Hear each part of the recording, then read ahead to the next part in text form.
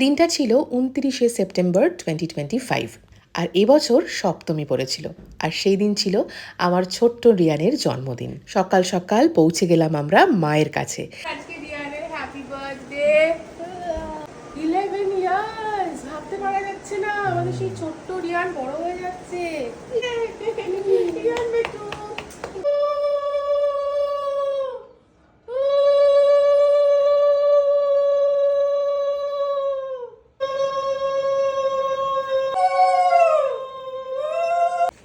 জিও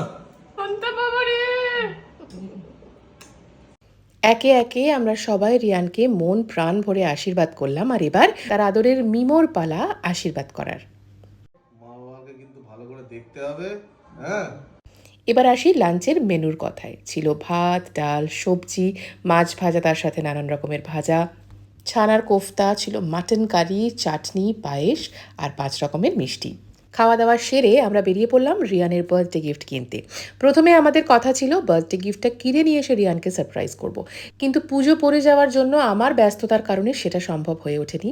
তাই আমরা 3 জনে মিলেই সারা শ্রীরামপুর, রিষড়া, কোন্নগর ঘুরে ফাইনালি কোন্নগরে গিয়ে আমরা পেলাম রিয়ানের সারপ্রাইজ গিফটের দোকান। প্রথমে আমরা রিয়ানকে কিচ্ছু বলিনি, শুধু একটা সারপ্রাইজ দেওয়ার কথা ছিল। তাই প্রথমে ব্যাপারটা ও ঠিক বোধগম্য করে উঠতে পারছিল না। তারপর যখন ওকে বলা হয় তখনও জিনিসটা ও ঠিক রেজিস্টার করতে পারছিল না যে সত্যি সত্যি ওর নতুন একটা বাহন হতে চলেছে। আমরা ওর জন্য একটা ভীষণ সুন্দর সাইকেল কিনেছি। আমাদের তো ভীষণ পছন্দ হয়েছে, আর এতটাই পছন্দ হয়েছে যে মিমোই এটাকে চালাতে শুরু করে দিয়েছিল। এমনি আসে না, আমি কেন কেন আজকে কেন হঠাৎ এটাতে কেন? দিচ্ছে নি সাইকেল আমি না, মিমিও দিচ্ছে। তোমরা দুজনেই তাহলে তুই কোন্নগর থেকে সাইকেল কিনে সারা ভুলে যাচ্ছিস? হ্যাঁ, তাহলে কোন্নগরটা ভালো তো, ভালো জায়গা তো। চলো, অনেক কাণ্ড করে টোটোর মধ্যে সাইকেল বেঁধে আমরা পৌঁছে গেলাম আমাদের শ্রীরামপুরের বাড়িতে। তার সোহাগকে আগে থেকেই ফোন করে বলা হয়ে গেছে যে সোহাগ, আমরা কিন্তু আসছি। তাই সোহাগও একেবারে বরণডালা নিয়ে রেডি সাইকেল বরণ করতে।